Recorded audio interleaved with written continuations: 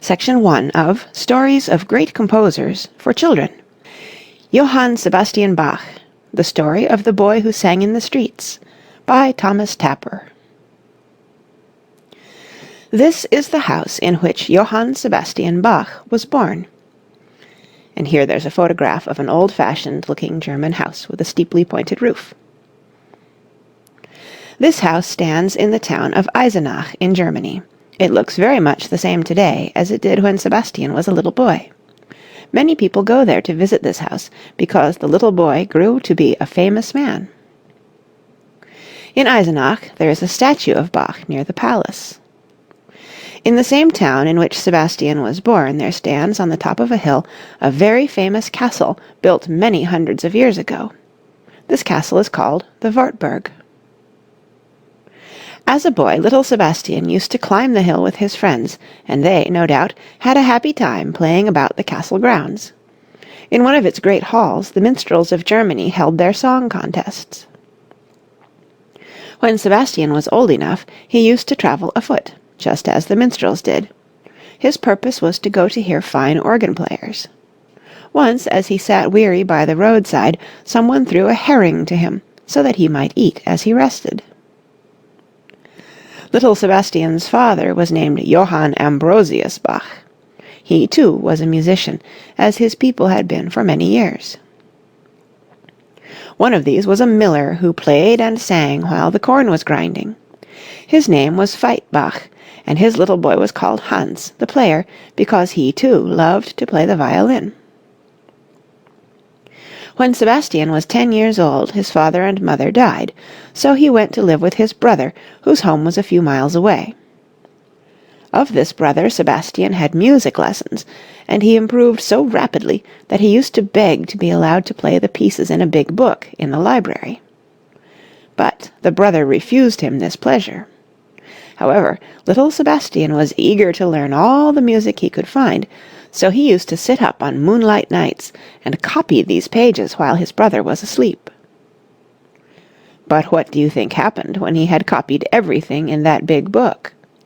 His brother found out what he had done and took all his precious music away from him. If you know any boy who is about 20 years old, you may say to him, "Bach was as old as you are when Benjamin Franklin was born in Boston." And although there was this difference of 20 years or so in their ages, we may think of them at work in the world at the same time. You must remember that all men like Franklin and Bach who became famous did so by working very hard. Franklin, too, was born very poor. Once he walked the streets of Philadelphia with a loaf of bread under each arm. But by being faithful in all he did, he became the friend of all his countrymen and of kings and queens besides. Benjamin Franklin was quite a little younger than Sebastian Bach, but there was a famous man who was almost exactly Sebastian's age. This man composed an oratorio that is loved by everybody. It is sung in cities and towns all over the world, particularly at Christmas time. Do you happen to know the name of this oratorio? If not, you can surely learn it by asking someone, or by looking it up in a book. Write in the name of the composer of this oratorio below the picture, and write on this line the name of the oratorio itself. And here's a photograph of the composer George Friedrich Handel, who composed Messiah, which is the oratorio the book is talking about. The oratorio, the name of which you have just written, was first sung in the Irish city of Dublin, 1742. At that time Sebastian Bach was living in Leipzig, and had been for many years at the head of the Thomas School. He was known as its cantor. Bach worked very hard here to supply music for several of the Leipzig churches, and he worked so well that his fame spread until it reached the ears of the emperor. Frederick the Great was also a musician and composer, so he invited Sebastian Bach to visit him at his castle. There were many people present, but Sebastian Bach was the principal guest. He played on many of the emperor's fine pianos. When he reached home again, he composed a musical work and dedicated it to the emperor. The kind of a piano that Sebastian Bach played on was not called a piano in his day. It was called a clavier or clavichord. Some day you will study a collection of pieces by Sebastian Bach, which was written for this instrument, and was called the Well-Tempered Clavichord. This is the kind of piano or clavichord that Bach used. And here's a picture of an old-fashioned clavichord. And here is the beginning of the very first piece in the collection of which we have just spoken, in Bach's handwriting.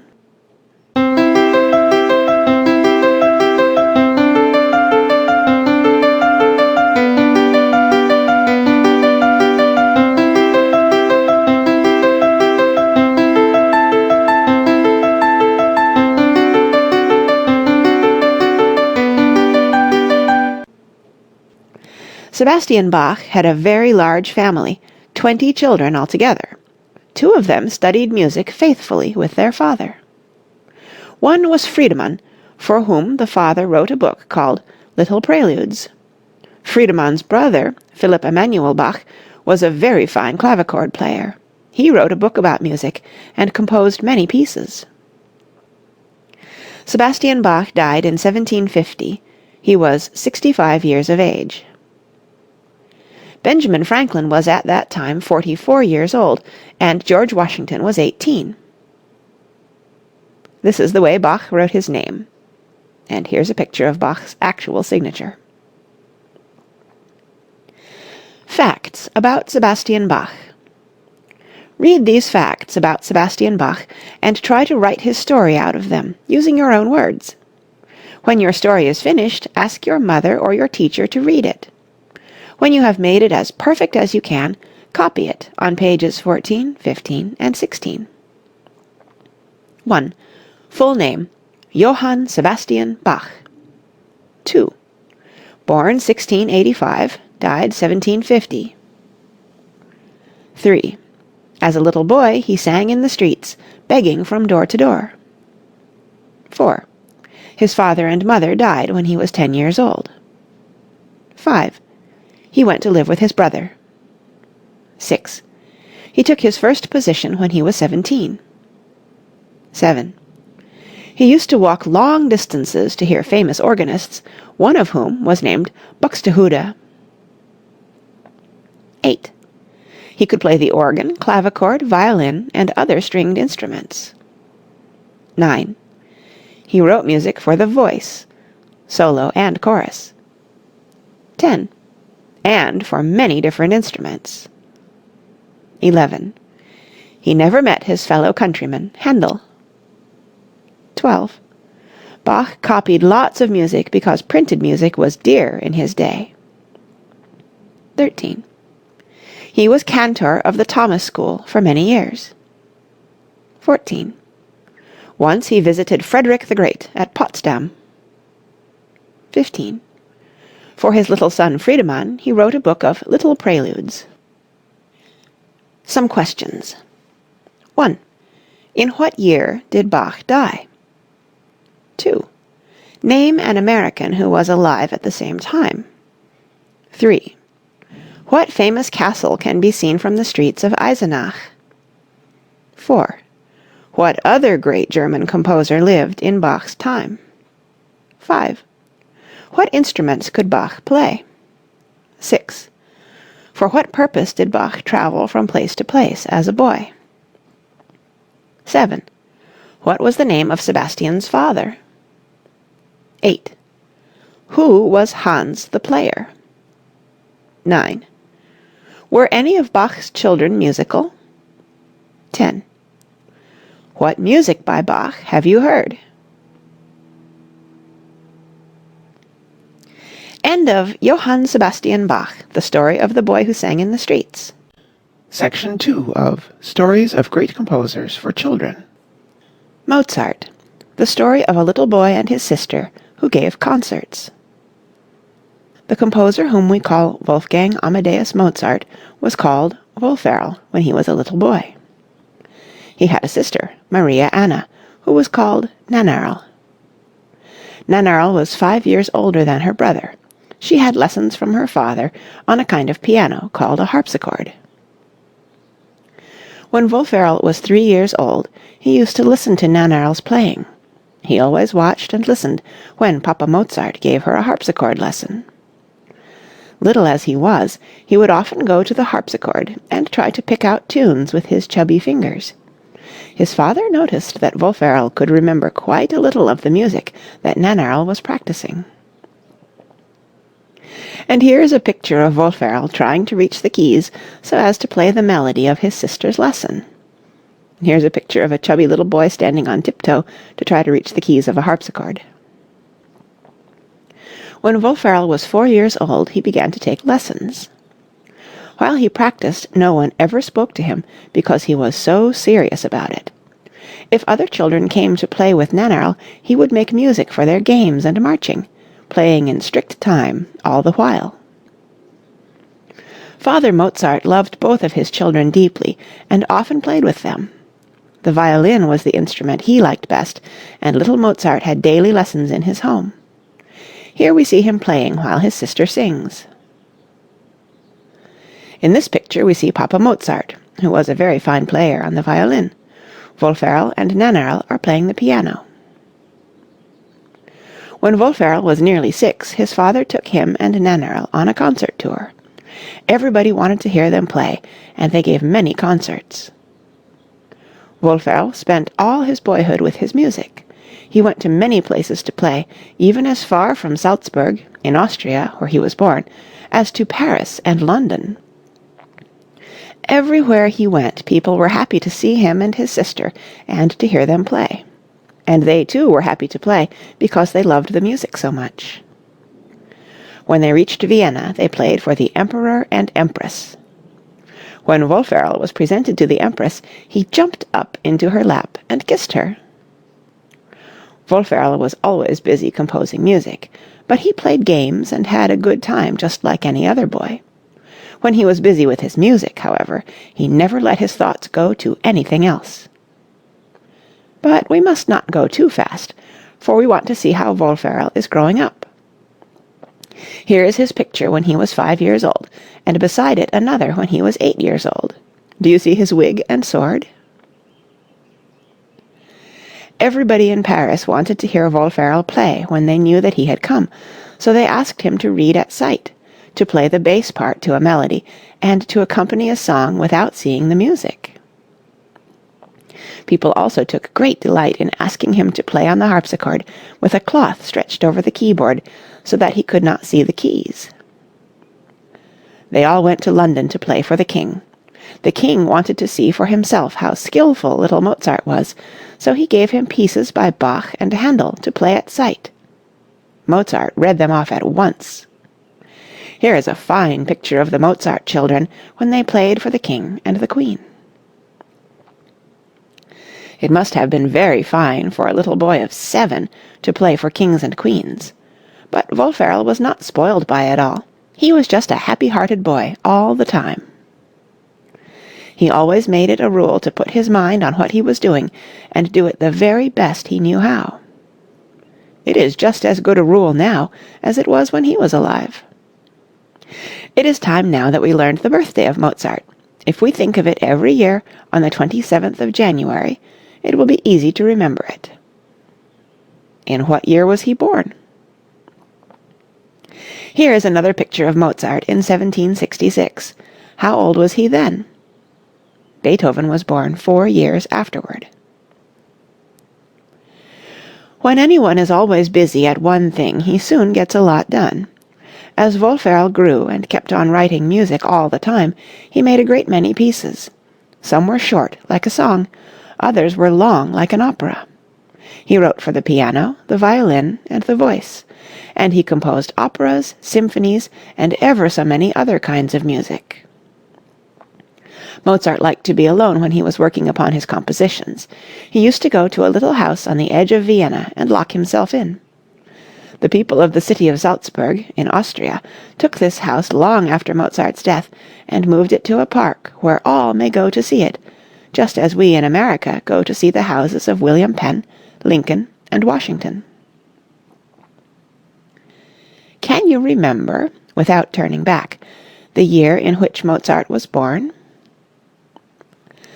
Some other great musicians were alive at that time, and during his lifetime some were born who became great men. In the year when Mozart was born, both Handel and Haydn were living, and Haydn lived 18 years after Mozart's death. You can remember it by these lines. 1732 to 1809, the years of Haydn's life. 1756 to 1791, the years of Mozart's life. When Mozart was 14 years old, Beethoven was born. Mozart knew him, and he knew Papa Haydn also, and they were very good friends. In our own country there lived in Mozart's lifetime Benjamin Franklin and 3 presidents of the United States, George Washington, John Adams, and Thomas Jefferson. I wonder if Washington ever heard of Mozart. Perhaps we can best keep all these names together by looking at this page now and again. 1706, Benjamin Franklin was born. 1732, Washington and Haydn were born. 1736, Patrick Henry was born. 1743, Thomas Jefferson was born. 1750, Bach died. 1756, Wolfgang Amadeus Mozart was born. 1759, Handel died. 1770, Beethoven was born. 1771, Walter Scott was born. 1790, Franklin died. 1791, Mozart died. 1809, Yosef Haydn died. Isn't it fine to think of Mozart writing so much music, so many operas, symphonies, and sonatas, traveling so much, meeting so many people, and never being spoiled by it all? While he wrote many very great pieces of music, here is something he composed when he was 5 years old. He made up the pieces at the piano, and his father wrote them down note for note in a little copybook.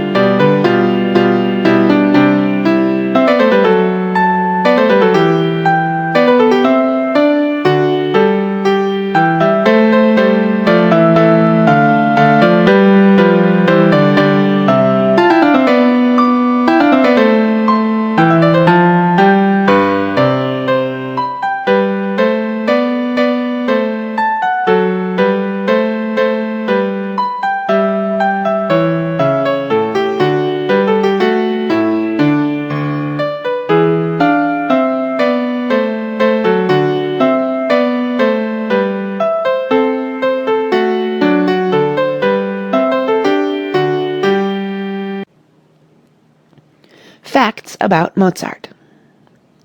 Read these facts about Wolfgang Amadeus Mozart and try to write his story out of them, using your own words.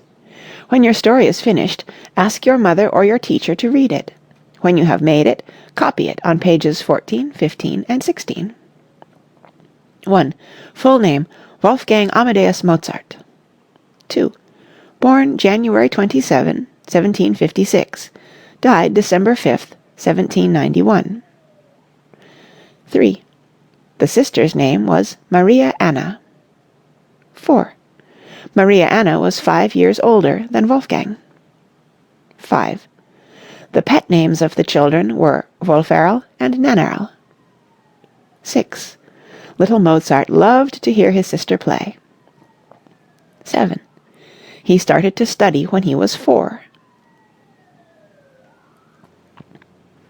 8. Mozart went on a concert tour with his sister when he was 6 years old. 9. When he was a child, he visited many great cities, among them Paris, London, and Vienna.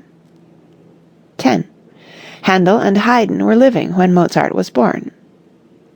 11. Benjamin Franklin, George Washington, Patrick Henry, Thomas Jefferson, and Walter Scott were all alive during the time of Mozart. 12. Mozart was 5 years old when he wrote his first piece. Some questions. 1. In what country was Mozart born? 2. In what city was Mozart born? 3. Where did Mozart play before the Emperor and the Empress? 4. Did Mozart play games and have a good time like other boys? 5. Why did people ask Mozart to play upon the harpsichord with a cloth stretched over the keys? 6. Whose compositions did the King of England ask Mozart to play? 7. What great American patriot was born in the same year as Haydn? 8. Which lived the longer life, Haydn or Mozart? 9. Have you ever heard a piece by Mozart? 10. Was Mozart spoiled by meeting many people? End of Mozart, the story of a little boy and his sister who gave concerts. Section 3 of Stories of Great Composers for Children. Beethoven, the story of a little boy who was forced to practice. Ludwig van Beethoven was born in the lovely town of Bonn on the River Rhine, December 16, 1770. The house in which he spent his boyhood is still standing. We see in the picture what a pretty, home-like place the house and the yard must have been. It is now the Beethoven House, or museum, filled with mementos of the great composer. There you may see music pages written by him, letters, medals, instruments. Even his ear trumpet is there. Beethoven's father was a singer at the chapel of the Elector. He was not a good father, for he did not care to work even enough to make his family comfortable.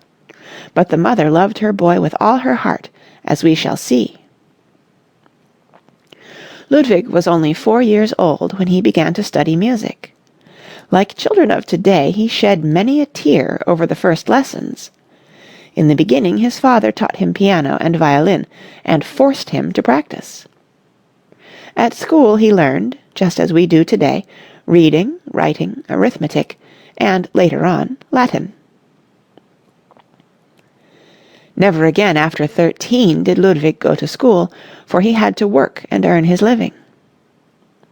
Do you wonder what kind of a boy he was? We are told that he was shy and quiet. He talked little, and took no interest in the games that his boy and girl companions played.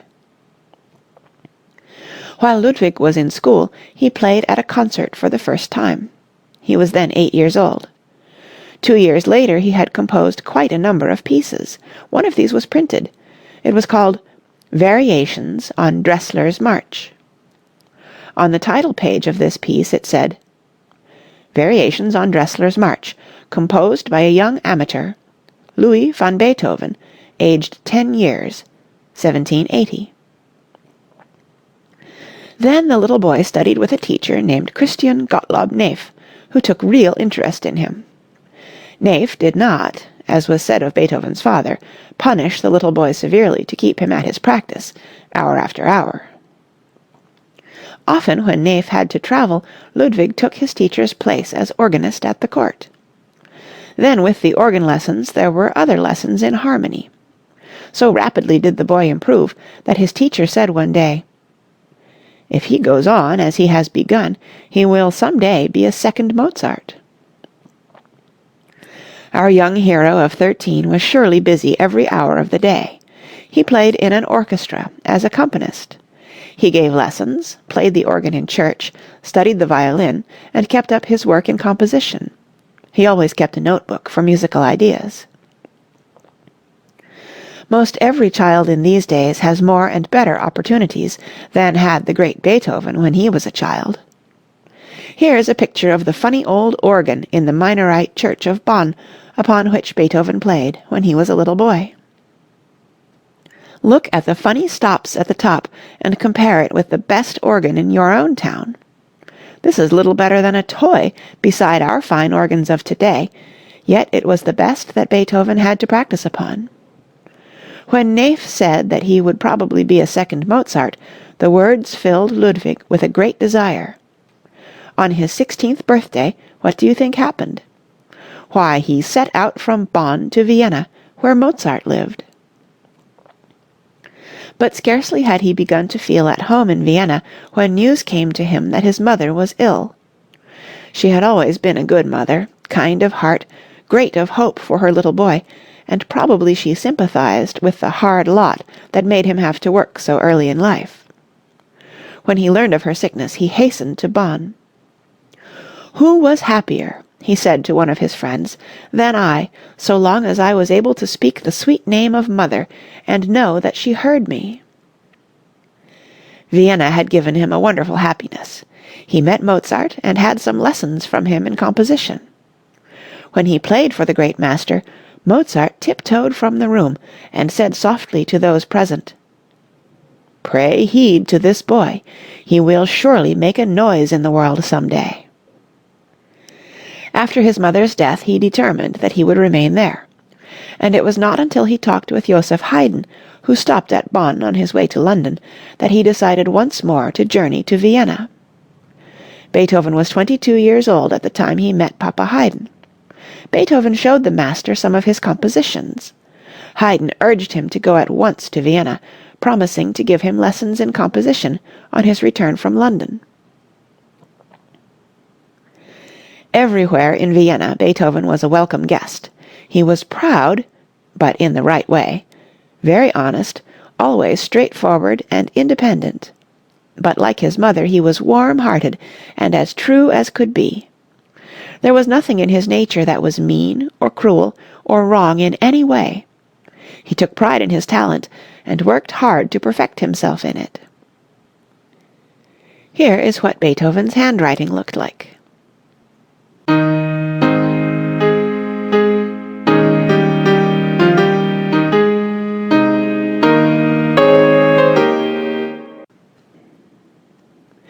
Bit by bit, the great power of Beethoven as a pianist became known. He played much among his friends, but he did not like to perform in public. A story is told that once he was to play his C major concerto at a concert. When he arrived at the hall, he found the piano was tuned so low that he had to play the concerto in C sharp major. You know how hard it is to transpose a simple piece, but think of transposing a concerto and playing it with orchestra without time for practice. Do you sometimes wonder what the great composer looked like? Beethoven lived outside of Vienna and often took long walks in the country. Once a little boy 10 years of age was taken by his father to visit Beethoven. The boy must have been a very observant boy, for he wrote out a description of how Beethoven looked. This is the little boy's picture as a man. And here's a portrait of the composer Karl Czerny. And this is the description he gave of Beethoven. Beethoven was dressed in a dark gray jacket and trousers of some long-haired material, which reminded me of the description of Robinson Crusoe I had just been reading. The jet-black hair stood upright on his head. A beard, unshaven for several days, made still darker his naturally swarthy face. I noticed also, with a child's quick perception, that he had cotton wool, which seemed to have been dipped in some yellow fluid, in both ears. His hands were covered with hair, and the fingers were very broad, especially at the tips. You know, of course, that when we think of music, we think of hearing it. We think how it sounds to us. A lover of music loves to hear its tones and to feel its rhythm. Like every other human being, Beethoven loved music in just this way. He loved its sounds as they fell on the ear. As colours delight our eyes, so tones fell with delight upon the ears of this man. Beethoven was once invited to play at the home of a nobleman, but upon being informed that he would be expected to go as a menial, he indignantly rejected the proposal. Beethoven had many friends, and was fond of them. They knew that he was a genius, and were glad to forget some of the very strange things that he did when he got angry. Here is a picture of the great master seated among a group of his friends. Although Beethoven was odd, his friends loved him. But a strange fate touched him and took away his sense of hearing. From the time he was about 30 years old, his hearing grew gradually worse. Indeed, it was necessary for him to have a piano especially constructed with additional wires, so that he could hear. Can you think of anything more cruel, more terrible, more depressing, more awful? And yet he went on, day after day, composing beautiful music as he walked the fields, or as he sat at his table. For we must remember that he could hear his own music in his thoughts. That is, the mind that made the music could hear it, though the ear itself was forever closed to the sound of it. Year after year he continued to write symphonies and concertos, sonatas, songs, choral, and chamber music. And year after year the poor ears closed a little more and still a little more, until finally not even the loudest noises could penetrate them. And yet he worked bravely, writing every beautiful music thought that came to him, so that the world, and that means you and all of us, might have them.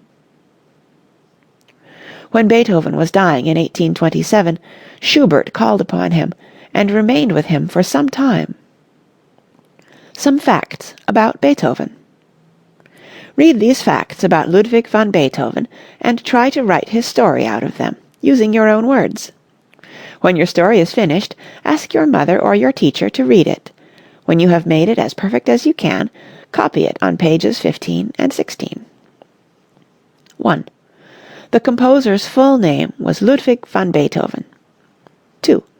He was born at Bonn on the River Rhine. Look for Bonn on the map. 3.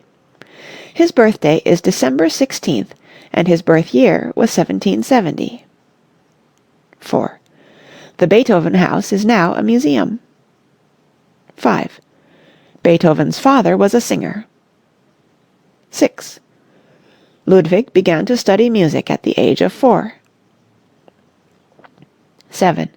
He was shy and quiet in school, always thinking even then of music. 8. Even as a little boy he composed music. 9. When he was 10 years old his first published composition appeared. 10. A teacher who helped him very much was Christian Gottlob Neff. 11. Beethoven learned to play several instruments. 12. He went to Vienna when he was 16, met Mozart, and had lessons from him. 13. Later, Beethoven met Haydn at Bonn. 14. On Haydn's advice he returned to Vienna, making it his home for the rest of his life.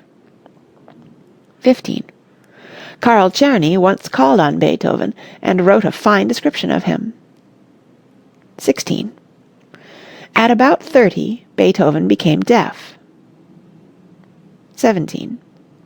Most of the great symphonies were composed after he lost his hearing. 18. Beethoven died March 26, 1827, at the age of 57. Some questions. 1. When and where was Beethoven born? 2. Who was his first teacher? 3. What did his father do? 4. How long did little Ludwig go to school? 5. What description of him as a boy in school has been given? 6. How old was he when he first played in public? 7. What composition of his was first to be published? 8. Which of his teachers took a great interest in him? 9. What did he say about the little boy's future? 10. Where did Beethoven go when he was 16 years old? 11. With what two great masters did he study? 12. What composer, as a little boy, went to see Beethoven? 13. How did he describe him? 14. Name some of the forms of music which Beethoven composed. 15. Write a list of music by Beethoven that you have heard. 16. What is a concerto? A sonata? 17. How old was Beethoven when he died? End of Beethoven, the story of a little boy who was forced to practice. Section 4 of Stories of Great Composers for Children. Franz Josef Haydn, the story of the choir boy who became a great composer. Josef Haydn was born in Rohrau, a little Austrian village not far from Hainburg. It is quite worthwhile for you to look for this town and for the river Leitha in any large geography. You may not find Rohrau itself, for it is a very small town, but you will surely find the river Leitha, which flows by it. The parents lived in a very modest little house. The picture of this house is worth studying and remembering. As you see, it is of one story with a thatched roof. The farm buildings are joined to the house itself. The windows look inviting and pretty. They seem to tell us very plainly that it is warm and cozy within.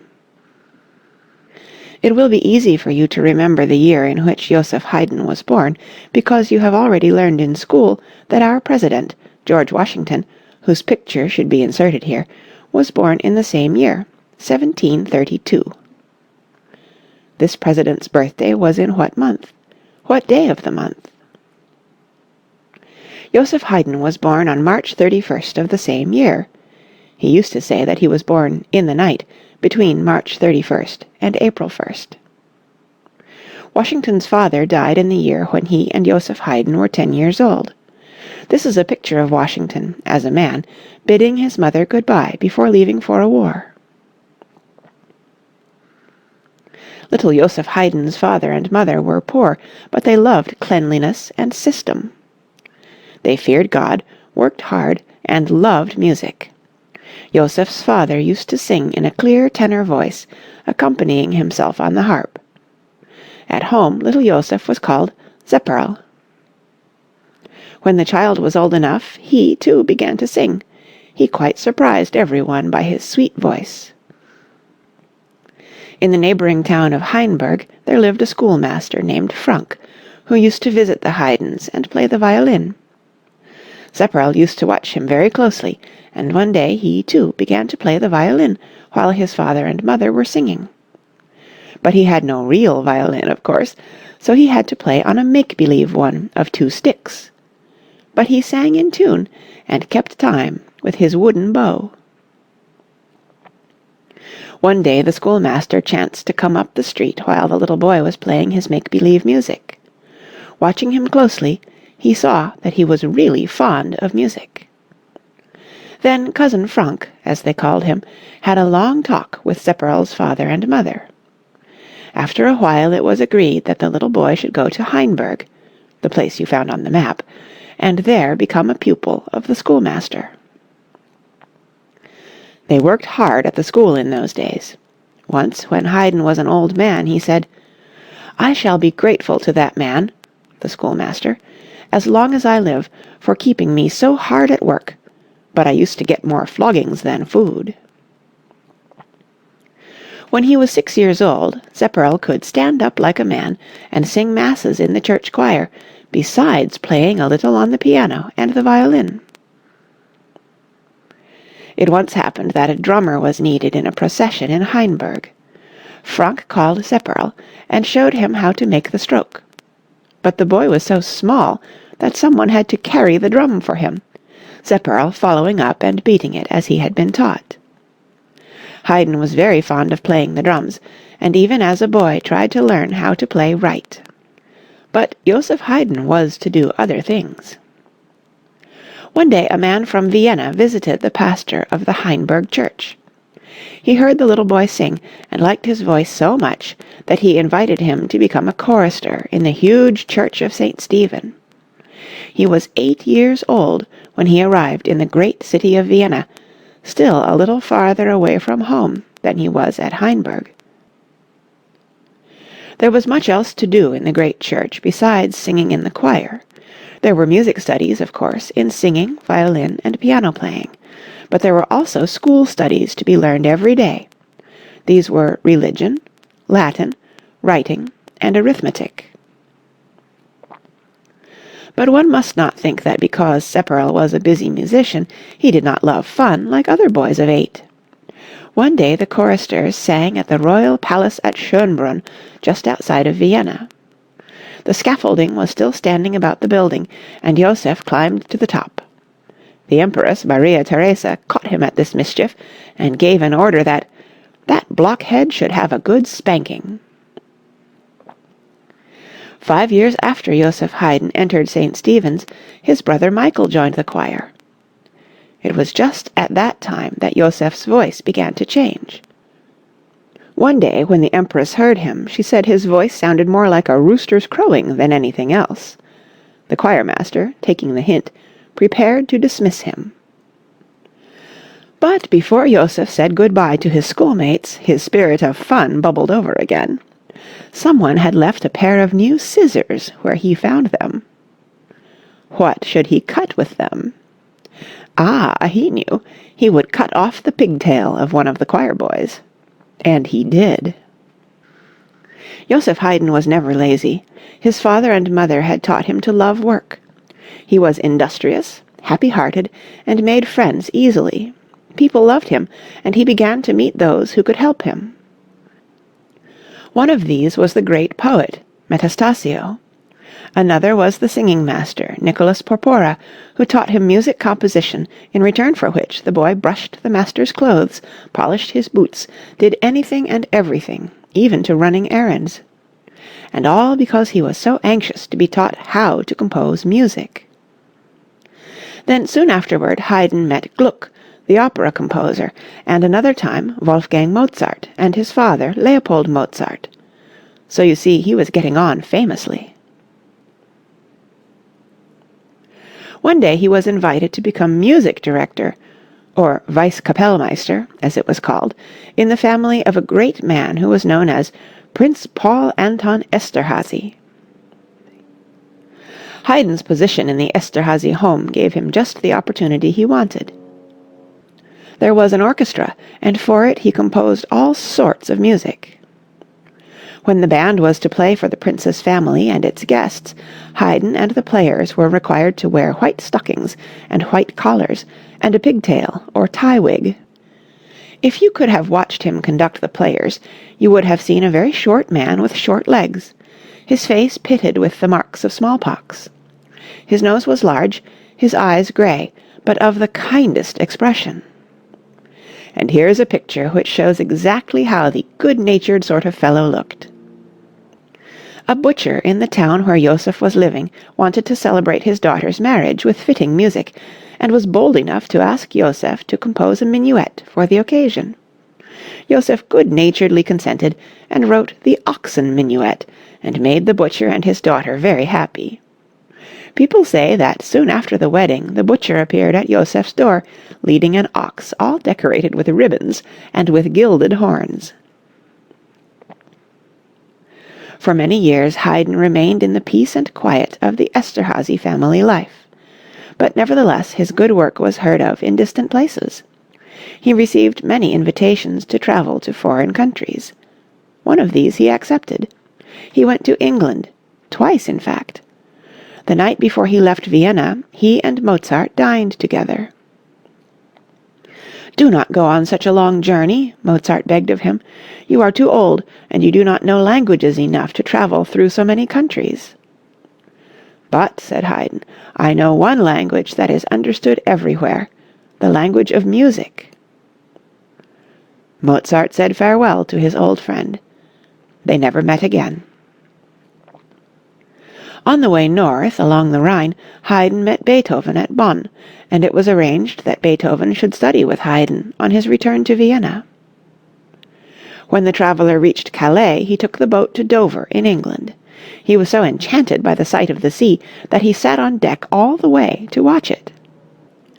Never before had he seen such a sight, for, we must remember, he was born far inland. Most men do their best work in their younger years, but in Haydn's later years he wrote two of his greatest works, The Creation and The Seasons. The Creation is loved by all people. It is one of a group of favorite oratorios which have found a warm place in the hearts of the people. With it stand the Messiah, Judas Maccabeus, St. Paul, and Elijah. Do you know who composed each of these?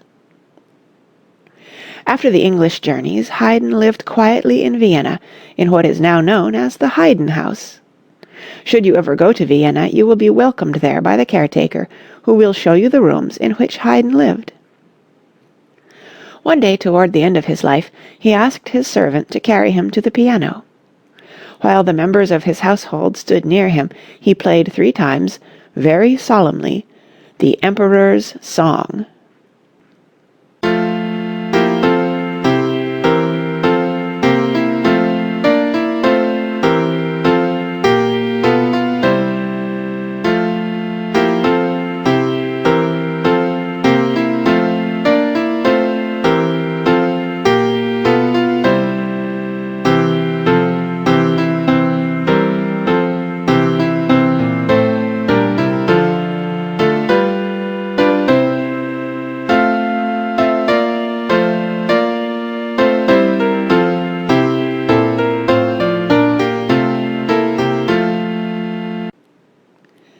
This is the way Haydn wrote his name.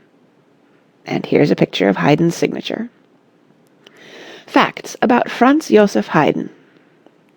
When you have read this page and the next, make a story about Haydn's life. Write it in your own words. When you are quite sure you cannot improve it, copy it on pages 15 and 16. Some facts about Josef Haydn. 1. He was born at Rohrau in Hungary, March 31st, 1732. 2. He was a few weeks younger than George Washington. 3. As a little boy, he loved to hear his father and mother sing. 4. While they sang, he played on a make-believe violin of 2 sticks. 5. He left home at the age of 6 and never lived there again. 6. First he became a choir boy at Hainburg. 7. When he was 8 years old, he entered St. Stephen's in Vienna as a chorister. 8. After he left St. Stephen's, he worked hard for many years. Many people whom he met in this time helped him. 9. Among his friends of this period were Metastasio, Porpora, Gluck, Mozart and his father, and Beethoven. 10. For a time he was Beethoven's teacher. 11. He spent a great part of his life in the Esterhazy family. 12. Here he was vice-kapellmeister and composer to the prince. 13. He was a short, stout man with kindly grey eyes and very dark hair. 14. He went twice to England to conduct his symphonies. 15. Haydn was called the father of the symphony and of the string quartet. 16. He composed a song which will always be famous. It is called The Emperor's Song. 17. He died in 1809, 77 years of age. Some questions. 1. Where and in what year was Josef Haydn born? 2. By what name was he known at home? 3. Who was his first teacher? 4. What studies had he at St. Stephen's? 5. With what distinguished family did he live for many years? 6. Give the names of some of the distinguished composers whom he knew. 7. What great composer was his pupil for a time in Vienna? 8. Why did Mozart think that Haydn should not travel through so many strange countries? 9. What two great works did he write after he returned from England? 10. In what year did Haydn die? 11. Can you find in what year George Washington died? End of Franz Josef Haydn, The Story of the Choir Boy Who Became a Great Composer. Section 5 of Stories of Great Composers for Children. Franz Schubert, The Story of the Boy Who Wrote Beautiful Songs, by Thomas Tapper. One might say of Schubert that he was born with a spring of melody in his heart and a song on his lips. Can anyone make a melody more lovely than this?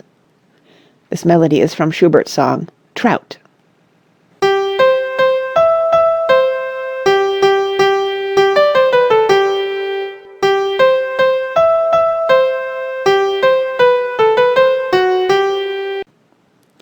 Play it, or have someone play it to you. Is it not worth remembering all one's life? Schubert composed many kinds of music, but his songs are most loved by everybody. They are sung all over the world.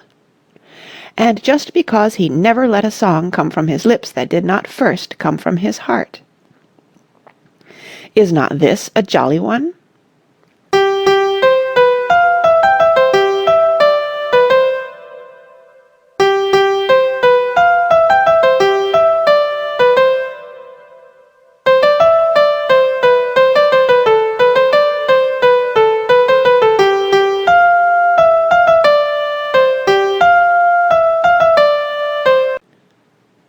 From Schubert's song, Wandering. Schubert's full name was Franz Peter Schubert. He was born in Vienna, in a very simple house that looks quite old-fashioned. Over the doorway there is a bust of Schubert, a few inches high. And a sign on the house says, Franz Schubert's birthplace. Dates are easy to remember if we write them, so you must ask your teacher when Schubert was born and put in the date in the next sentence. Franz Schubert was born in... At that time, the great American authors Washington Irving, James Fenimore Cooper, and William Cullen Bryant were all boys. You may not know so much about them now, but someday they will be quite as good friends as any you will ever make. Even though these boys were a little older than Franz Schubert, let us always think of them together. Then, of course, we should think of Schubert together with the composers who lived when he did. Here are some whose names you can remember very easily. Von Weber, Rossini, Czerny, Donizetti. Czerny was born in the year 1794 and wrote many studies for the piano. How much older was he than Franz Schubert? Von Weber wrote operas and conducted them himself. He was born 11 years before Schubert. Rossini was an Italian composer of operas, born in 1792, 5 years before Schubert. Schubert's life was so short, however, that Rossini lived 40 years longer than the great songwriter.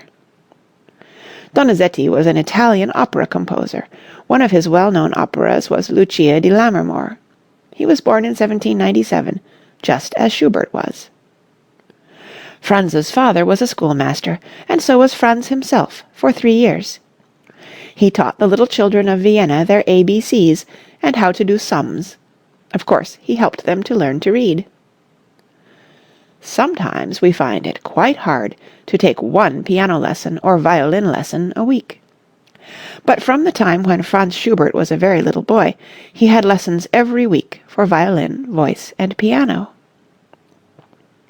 A little later he began to study harmony with a very famous man who knew Mozart.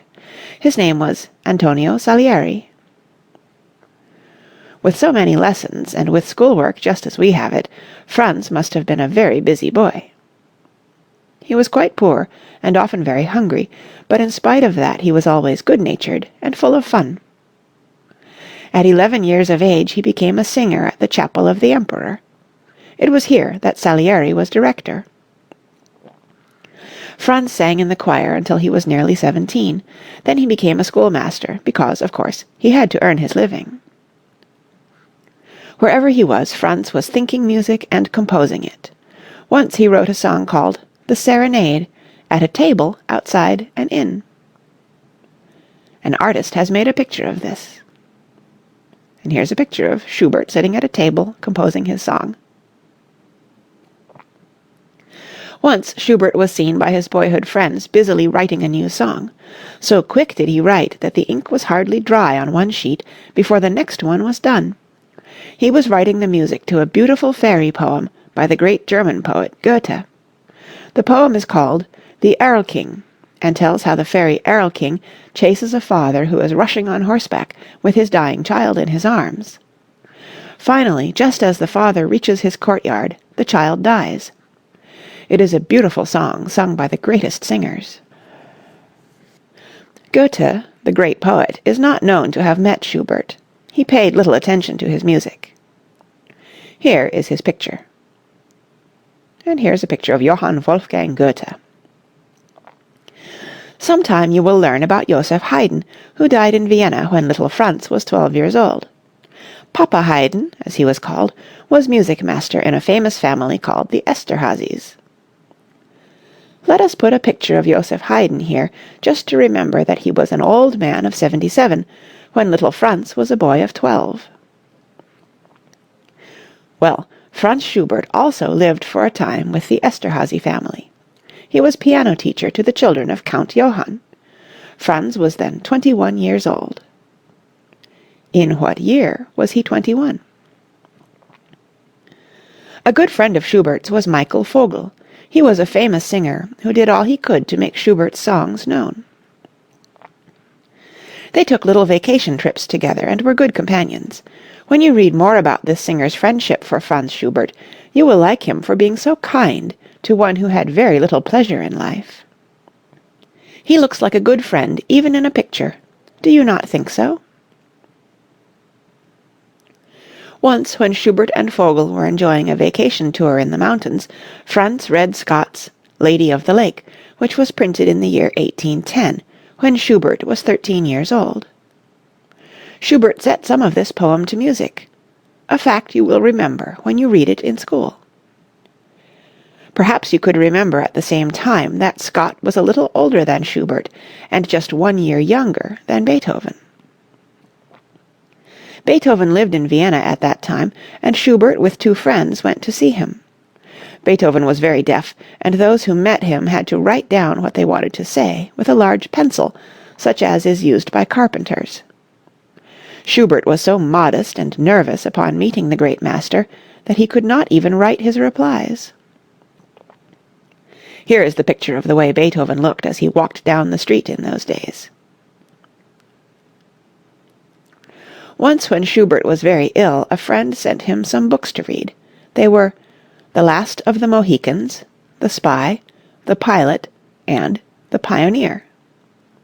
Now these books were written by the American author, whose name you must find for yourself. See what a simple workroom Schubert had. Here are his clavier and chair and a few books. Schubert had music in his mind and soul all the time. It is said that one of his favorite walks was down by a mill, where he was inspired to write some beautiful songs. This is the way that Franz Schubert wrote his name. And here's a picture of Franz Schubert's signature. Facts about Franz Peter Schubert. When you have read this page and the next, make a story about Schubert's life. Write it in your own words. When you are quite sure you cannot improve it, copy it on pages 14, 15, and 16. 1. Schubert was born in Vienna. 2. His birthday was January 31st, 1797. 3. He died in Vienna in 1828. 4. When Schubert was born, Beethoven was 27 years old. 5. Schubert was a schoolmaster. 6. He had his first music lessons from his father, who was also a schoolmaster, and who played the violin. 7. His brother taught him to play the piano, and he studied singing so as to join the emperor's choir. 8. Then he studied harmony with a famous man named Salieri. 9. When Franz was 13, he composed 2 piano pieces. At 14, he wrote 2 songs, and when he was 16, he wrote a symphony. 10. When he was 18, Franz wrote more than 100 songs. 11. He composed the Errol King when he was 19. 12. In all, Schubert wrote over 600 songs, lots of piano pieces, 9 symphonies, and many other compositions. 13. What other composer also wrote 9 symphonies? Perhaps you may not know this. If not, ask your teacher.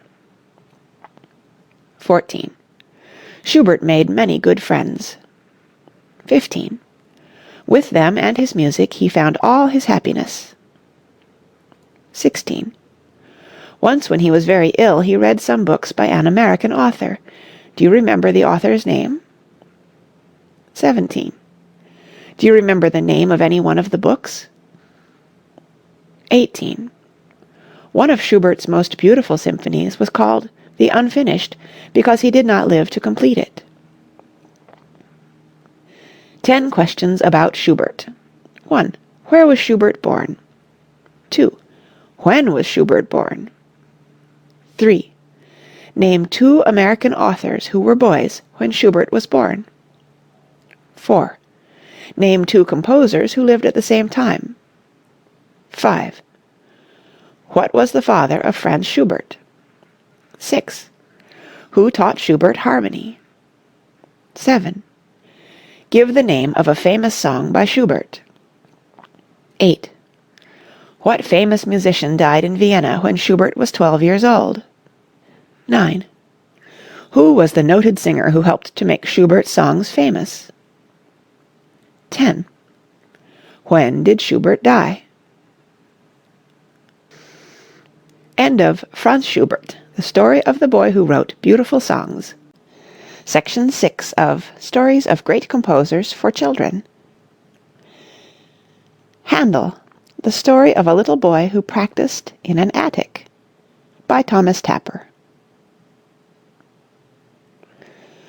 When we read about the great composers, we learn that they come from all kinds of families. Bach's parents were poor. Mendelssohn's were rich. Schubert's father was a schoolmaster. Mozart's father was a violinist. The story which you are to read in this book and then write out in your own words is about a boy whose parents were neither well-to-do nor well-known. His name is George Frederick Handel. In Germany, where Handel was born, his name was Georg Friedrich Handel. But the great composer spent so much of his life in England that people now use the English form of his name. Look at this queer old house where the great master was born. And here's a photo of an old-fashioned looking German house. It's the kind that's in a city and is squished up close to all the houses next to it and is very tall and narrow. Handel was born in the same year as Johann Sebastian Bach, 1685. The father was a surgeon and barber, a queer combination. We know that he did not like music, and that he was unwilling for his son to study it. Of the mother we know little, but we do know that she loved her little George Frederick, and helped him as far as she could. The father was so determined that his son should not study music, that he refused to let him go to school. He feared, no doubt, that the boy would soon learn to read notes. But with the mother it was quite different. She observed the little boy's love of music. In the Handel home there was a big, roomy attic. The ceiling was low, and the windows had thick panes. The walls and floors were built of heavy timber, and silence reigned there. "Here," said Mother Handel, "my little boy can play the harpsichord to his heart's content, and no one will be the wiser." You can imagine the surprise when the stern barber surgeon stalked into the attic, followed by the family, holding high the lantern. After that it may have been agreed that the boy should practice a little, not, however, that he might become a musician. "No, indeed," we may imagine Father Handel exclaiming, "my son shall be a famous lawyer." One day when little George was 7 years old, his father set out by coach to visit another son who was in the service of the Duke of Saxe-Weissenfels. The little boy begged his father to let him go on the journey. "No," he replied, "you are too young to go so far." However, when the coach set out, George Frederick set out too on foot to follow, and he would not be sent home again. He kept on trudging along as fast as his little feet would go. Everyone hoped he would get tired and go back, but finally the father had to order the coach to stop and take him in. Thus did he show that determination which helped him all his life. Arrived at the castle, the boy soon made friends with the chapel musicians. They took him to the organ loft, where he played for them. All were delighted with his talent. One day the Duke himself heard him play. He too was astonished that one so young should show so much skill. Calling the father into his presence, he pointed out how wrong it was to deny the boy the right to study music. "The world," he said, "should have the good of your son's great ability." At the cathedral in Handel's home city, Halle, there was a famous organist named Zachau. He became the boy's teacher. They must have had a busy time together, for he had lessons from Zachau not only in organ playing, but in harmony, counterpoint, canon, and fugue, and in oboe, violin, and harpsichord playing. If you will look at this picture of the harpsichord on which Handel played, you will see that it is unlike the grand piano of our day. How does it differ? And yet for this simple instrument Handel wrote beautiful music. Some day you will play his little fugues and some of the dances from the suites. Handel studied with Zachau for 3 years. The teacher said one day, "The boy knows more than I do." So he was sent to Berlin when he was 11 years old to find other teachers. Here he met 2 famous men, Buononcini and Ariosti. The former was harsh and unkind to him, but Ariosti treated him kindly and encouraged him. They all met again in later years in London. When Handel was 12 years old, his father died. From that time on he worked hard to perfect himself in his profession. He became organist at Halle, but soon left there for Hamburg, which at that time was renowned for its music. Here Handel began to work his way, making many friends, one of whom was the famous Johann Mattheson. One day Handel and Mattheson went by coach to Lübeck, where, at one of the churches, an organist was wanted. Mattheson wished to try for the position, but when he learned he would have to marry the daughter of the old organist, he and Handel came back to Hamburg, heart-free. This is a fine old picture of Handel's friend, Johann Mattheson. Though Handel went to Hamburg an unknown boy, he soon became famous. Here he wrote sacred music and his first operas. In his 22nd year, Handel went to Italy, where he stayed for 3 years. Here he met and became very friendly with Corelli and the 2 Scarlattis. After his residence in Italy, Handel went back to Germany, where he met the Elector of Hanover, who induced him to accept the post of Kapellmeister. Handel agreed to do this on condition that he might first visit England. When Handel reached England, he found himself already well known there. The English people knew his operas and liked them so much that Handel concluded to stay. But to his surprise and confusion, it happened while he was in London that the very Elector of Hanover became George I, King of England. Handel expected he would fare badly with the king for not having returned as Kapellmeister to Germany. But a friend arranged the matter so that Handel should compose some music for the king's coronation, hoping thereby to please his Majesty. He composed 25 pieces, called water music. A boat containing the players followed that in which the king sat. When the music was performed, the king asked who composed it. This led to Handel's being invited into the royal boat, where he again won the king's favour.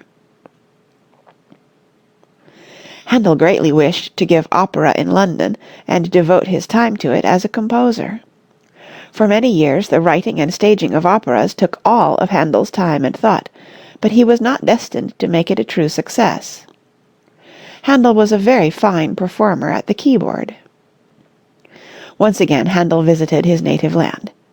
On returning to England, which was to be his home for the future, he was asked by a wealthy gentleman, the Duke of Chandos, to become composer at the ducal residence. Handel accepted this offer and composed much beautiful music, which some day we shall hear. Handel was much beloved in England and was received at court.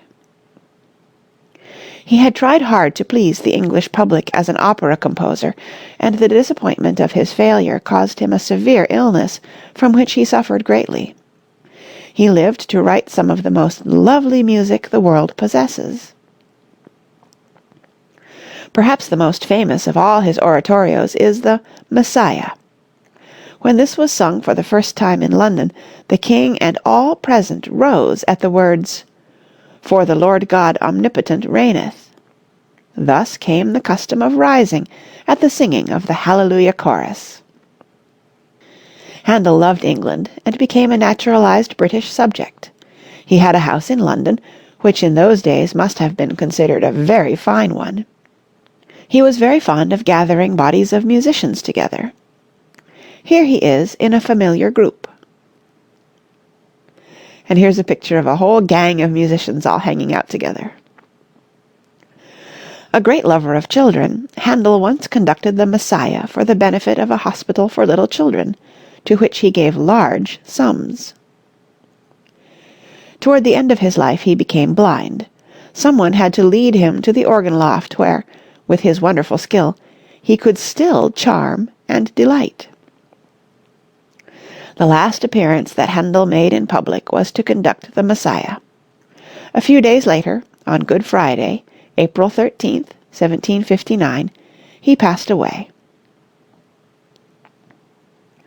The English people loved and admired him so much that he was buried in Westminster Abbey. Facts about Handel. Read these facts about Handel, and from them make up the story of his life. Use your own words. After your teacher has read it, copy the story on pages 15 and 16 of this book. 1. He was born in Halle, in Germany, February 23rd, 1685. 2. His full name was George Frederick Handel. 3. His father was a barber and surgeon who intended his son to become a lawyer. 4. As a little boy he practiced the harpsichord in the garret. 5. Once he went with his father to the home of the Duke of Saxe-Weissenfels. 6. Here he played the organ and won the Duke's attention. 7. The Duke advised the father to let the boy study music. 8. His first teacher was Zachau, who taught him many things, including organ and harpsichord playing. 9. After a few years with Zachau, he went to Berlin, and there met two famous men. 10. Then he returned to Halle, but after his father's death he went to Hamburg. 11. At Hamburg he and Johann Mattheson became good friends. 12. He lived in Italy for 3 years. 13. Returning to Germany, he agreed to become Kapellmeister to the Elector of Hanover. 14. But he failed to keep his promise to the Elector by overstaying his leave of absence in London. 15. The Elector became King of England. He was very angry at Handel for disobeying him. 16. Handel won his friendship again by writing the water music for a royal boat procession on the River Thames. 17. For many years Handel composed operas, but finally he won fame by writing oratorios. 18. He wrote the Messiah and many others well known today. 19. He became blind toward the end of his life. 20. He died on Good Friday, 1759. Some questions about Handel. 1. In what year was Handel born? 2. What other great composer was born the same year in Germany? 3. What was the profession of Handel's father? 4. How did it come about that Handel was allowed to study music? 5. Who was Handel's first teacher? 6. What subjects did he study with his teacher? 7. What instruments did Handel play? 8. In what other cities and countries did Handel live? 9. Of what country did he become a citizen? 10. Name some of the famous composers of the day whom Handel knew. 11. What kinds of music did Handel write? 12. What form of music is the Messiah? 13. What was the water music? 14. How did Handel come to write it? 15. When did Handel die, and where was he buried? End of Handel, the story of a little boy who practiced in an attic. Section 7 of Stories of Great Composers for Children. Frederick Francois Chopin, The Story of the Boy Who Made Beautiful Melodies, by Thomas Tapper. As long as we live and keep in touch with the works of the great composers, we shall love more and more the music of Frederick Francois Chopin. It will be pleasant to learn from time to time something about him. We should like, for example, to know in what country he was born, in what places he lived, what kinds of music he composed. Perhaps we may begin by learning that he was born in a little village in Poland, not far from the city of Warsaw, beside which flows the famous river Vistula. Here is a picture of the house in which Chopin was born. And here's a photo of a long, low country house surrounded by trees. Chopin's father, a Frenchman by birth, was a schoolmaster. So was the father of Franz Schubert, you remember.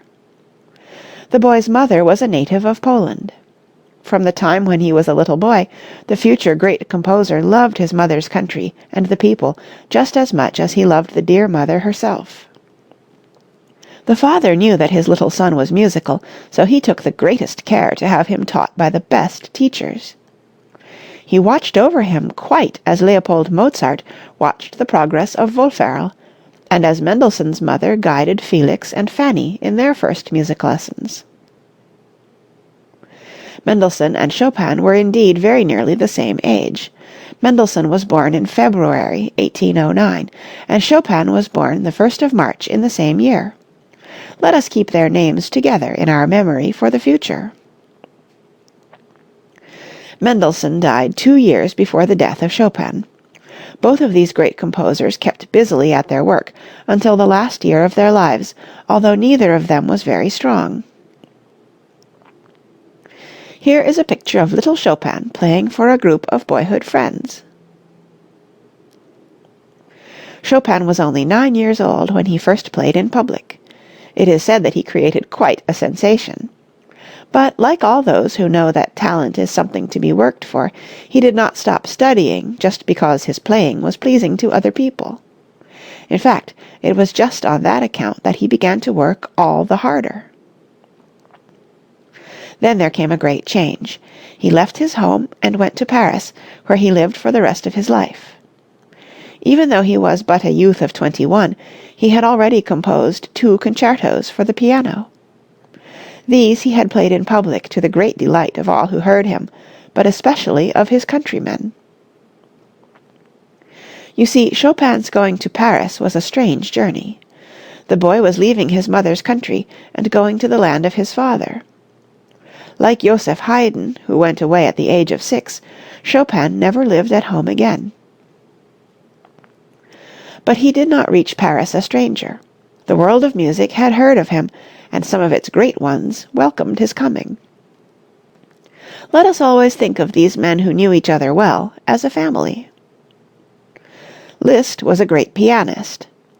Berlioz was a famous composer for the orchestra. Meyerbeer was best known as an operatic composer.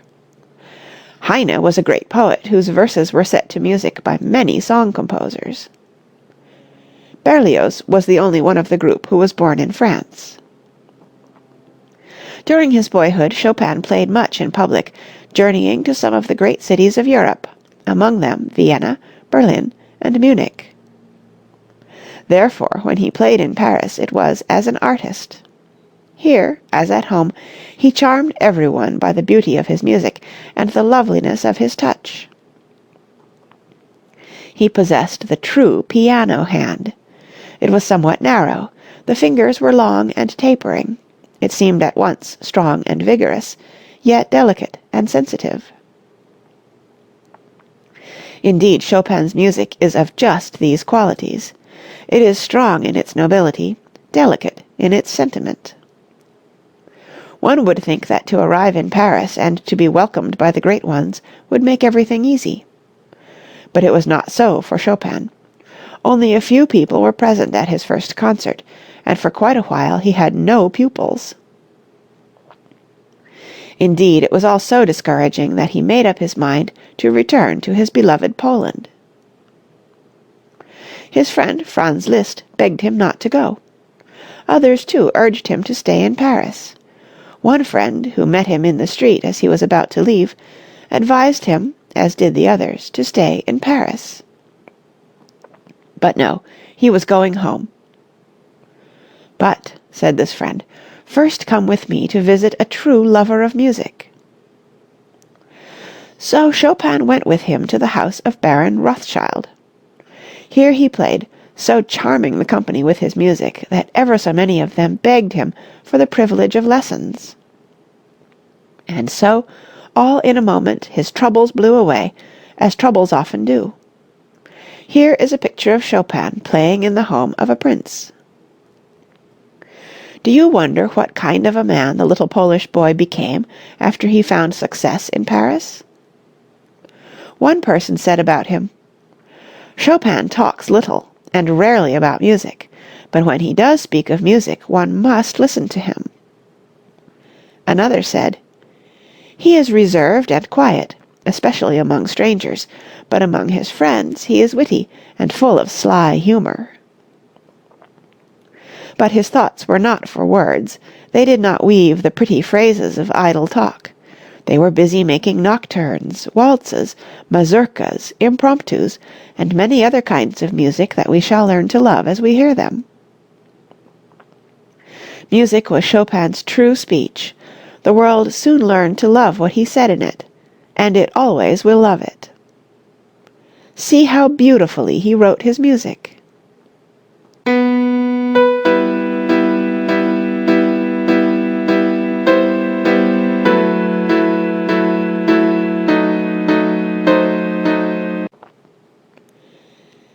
There was neither telephone nor telegraph in those days. Yet it did not take long for another composer, Robert Schumann, who lived far away in Germany, to learn that a genius by the name of Chopin lived in Paris. The post carried to Schumann a copy of Chopin's first printed music. This was a theme taken from Mozart's opera, Don Juan, which Chopin arranged with variations for the piano. When Schumann played it to his friends, everyone exclaimed, "How beautiful it is!" Then someone said, "Chopin? I never heard the name. Who can he be? So we see that his thoughts, printed as music, flew like winged messengers to carry news of him to others in distant places. And people not merely asked, "Who can he be?" but they found out who he was, and kept passing the news on and on, until finally it has reached us. Chopin was never a robust person, though he was well and busy most of his life. But in the last years he suffered much from illness. This led him to travel to many places from Paris for the good of his health. Chopin was devoted to Poland, the beloved land of his birth. Here is a picture of the great composer who has fallen asleep at the keyboard and is dreaming of a glorious future for Poland. Once he went to England and to Scotland. He played in London and was highly praised for the beautiful way he performed his own music. While it is true that Chopin was ill in the last years of his life, we must notice that he kept right on with his work. He played and composed just as he had always done. Chopin died in Paris, October 17, 1849, just 2 years after Mendelssohn, who died in 1847. Many men who would have given up everything had they not been brave, have worked right on through illness. Milton was blind, but he dictated Paradise Lost to his daughter. Beethoven was deaf, but he did not give up composing. Robert Louis Stevenson, who wrote the lovely Child's Garden of Verses, was ill all his life, but he kept on writing. Grieg was probably never well all his life, but he never gave up. Have you ever thought that the beautiful ideas of great men sometimes outlive famous cities? What a lot of cities and countries we must visit in our thoughts to see the great composers at work. For example, 1. Grieg belongs to Norway. 2. Chopin to Warsaw and Paris. 3. Schubert to Vienna in Austria. 4. Bach to Thuringia in Saxony, Germany. 5. Handel to Germany and England. 6. Haydn to Hungary. 7. Beethoven to Germany and Vienna. He was born at Bonn on the Rhine. 8. Schumann to Germany. 9. Mendelssohn to Hamburg and Berlin, Germany. 10. Mozart to Salzburg and Vienna in Austria. It will be a pleasant thing for us to see if we can arrange these names in order, beginning with the oldest, Bach and Handel, and coming down to the latest. By doing such things, time and time again, they begin to stick in the memory. Some facts about Chopin. When you have read this page and the next, make a story about Chopin's life. Write it in your own words. When you are quite sure you cannot improve it, copy it on pages 15 and 16. 1. Frederick Francois Chopin was born in Poland. 2. His birthday was March 1st, 1809. 3. He spent most of his life in the two cities of Warsaw and Paris. 4. His father was French, his mother Polish. 5. At the age of 9, he made his first public appearance as a pianist. 6. Many distinguished people welcomed him to Paris. 7. Among them were Liszt, Berlioz, Meyerbeer, Heine. 8. His first weeks in Paris were discouraging, his first concert poorly attended. 9. This tempted him to return to Poland. 10. But his friends urged him to remain in Paris. 11. Finally success came. 12. Chopin was described as one who spoke little, especially among strangers. 13. Some of the music forms which he wrote are the nocturne, waltz, mazurka, impromptu, concerto, polonaise, étude. 14. Schumann was one of the first to declare Chopin a genius. 15. Chopin worked hard all his life. 16. But in his last years he suffered from ill health. 17. Like Milton, Beethoven, Stevenson, and Grieg, he kept on with his work, in spite of his illness. 18. Chopin once went to England and Scotland. 19. Chopin was very fond of Bach, and urged his pupils to practice Bach pieces every day for the mental drill as well as the drill for the fingers. Some questions about Chopin. 1. In what country was Chopin born? 2. In what two great cities did he live? 3. In what year was Chopin born? 4. What other composer was born about the same time? 5. When did Chopin first appear in public? 6. What two works had he already composed when he set out for Paris? 7. Who were some of the people who welcomed Chopin to Paris? 8. Name some of the great cities in which he played. 9. What led Chopin to want to leave Paris? 10. Why did he change his mind and remain there? 11. What great German composer discovered Chopin to be a genius? 12. Name some great writers and composers who kept at work, even though they were not in the best of health. 13. In what country was Grieg born? 14. In what city was Mozart born? 15. In what two countries did Handel live? 16. What famous river flows by the city of Warsaw? 17. Name some of the kinds of music that Chopin composed. 18. What music by Chopin have you heard? End of The Story of the Boy Who Made Beautiful Melodies. Section 8 of Stories of Great Composers for Children. Verdi, The Story of the Little Boy Who Loved the Hand Organ, by Thomas Tapper. Giuseppe Verdi. The picture on this page is of the house wherein a great composer was born. Of course, one is not born a great composer. He has to become that. So at the moment this story begins, there is, within this house, a little boy, quite like any other boy. He loved to play, and to make a noise, and to have a good time. But most of all, what do you think he loved? A hand organ.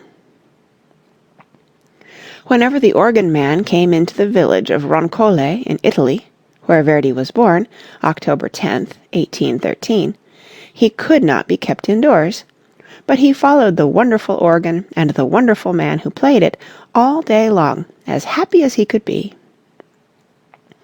When Giuseppe was 7 years old, his father, though only a poor innkeeper, bought him a spinet, a sort of small piano. So faithfully did the little boy practice that the spinet was soon quite worn out, and new jacks, or hammers, had to be made for it. This was done by Stephen Cavalletti, who wrote a message on one of the jacks telling that he made them anew and covered them with leather and fixed the pedal, doing all for nothing, because the little boy, Giuseppe Verdi, showed such willingness to practice and to learn. Thus the good Stephen thought this was pay enough. Here is a picture of the little piano. In Verdi's language, Italian, it is called a spinetta. It was on this spinet that the little boy discovered one day a wonderful chord, for so it seemed to him. It was this, a C major triad.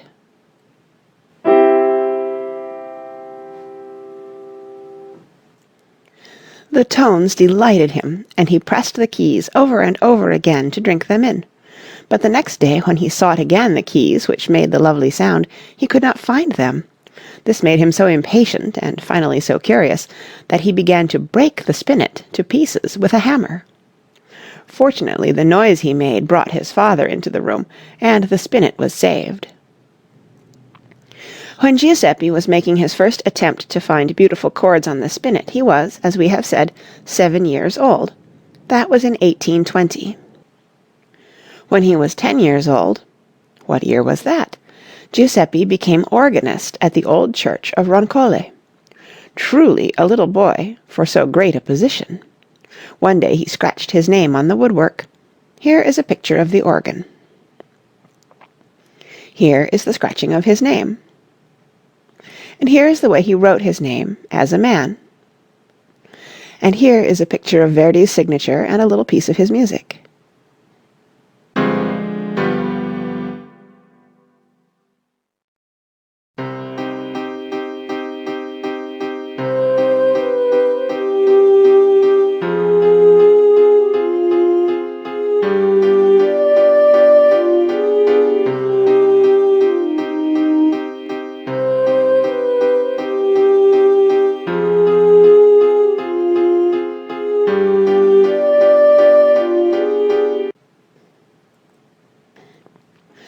Then there came the question of education, of reading, writing, spelling, and arithmetic, for this music-loving boy.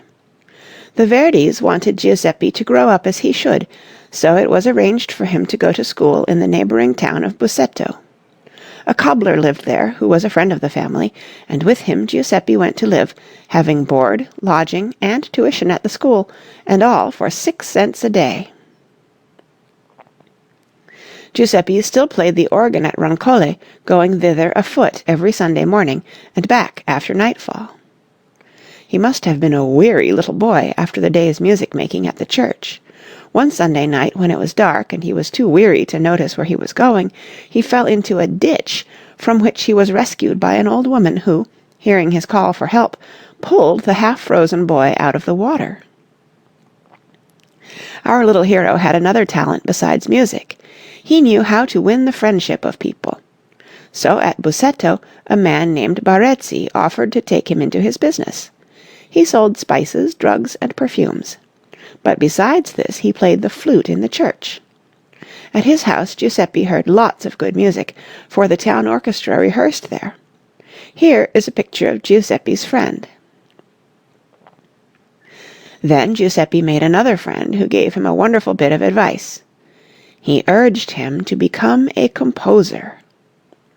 Better still, he helped the boy in every way he could until he was 16 years old. By that time our little Giuseppe was grown to be quite a man. His friend, whose name was Ferdinando Provesi, was proud of him, for already he was becoming a master. He played the cathedral organ at times, he conducted the Philharmonic Orchestra, he led its rehearsals, and he composed music for its concerts. So you see, all the wonderful operas that were to come were already on the way. It has been written that Provesi was the first person to see and understand Verdi's real genius. The boy worked hard and advanced so rapidly that it was soon necessary for him to go to a larger city for lessons. Now, a good friend is always a good friend, so it is pleasing to tell that Barezzi sent Giuseppe to Milan, the lovely city of Lombardy, to study. And here a curious thing happened. He was refused a scholarship at the Conservatory of Milan. The reason given was that the authorities considered him to show no special talent for music. But this made no difference to the boy. He believed in his talent and kept at work to perfect it. So as the years went by, he kept on learning more and more, doing his work well, and always preparing himself for better things.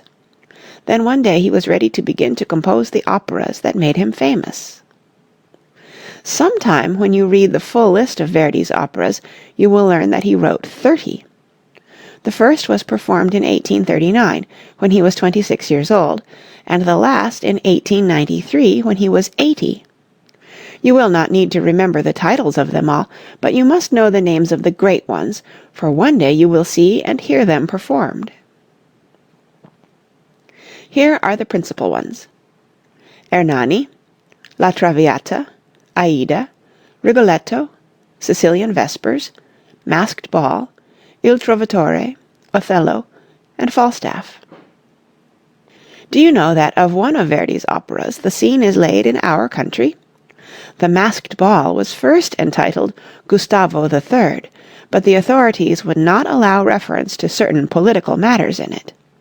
Therefore the libretto, or story, of the opera was changed, and the scene laid in Boston, Massachusetts.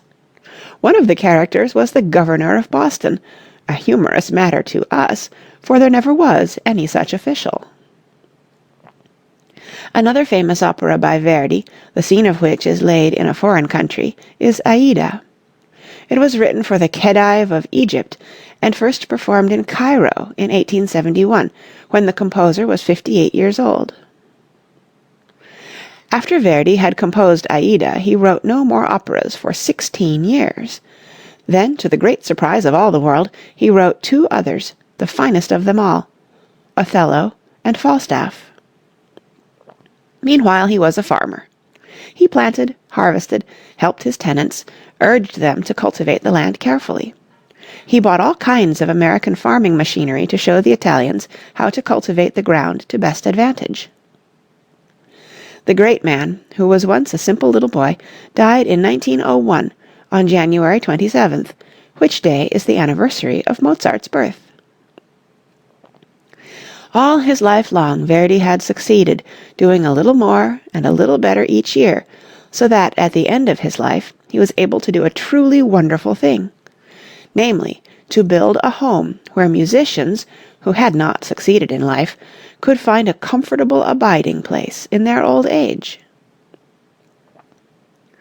In this house are many souvenirs of the great Italian. Here, too, is the tomb of Giuseppe Verdi. Verdi was loved by his fellow countrymen. His music is their joy, and ours, and will so remain for years to come, perhaps forever. The great sculptor, Vincenzo Gemito, has molded wonderful bronze busts of Verdi, which shows us how the little boy of Roncole grew to be a man of world renown. Some facts about Giuseppe Verdi. Read these facts about Giuseppe Verdi and try to write his story out of them, using your own words. When your story is finished, ask your mother or your teacher to read it. When you have made it as perfect as you can, copy it on pages 14, 15, and 16. 1.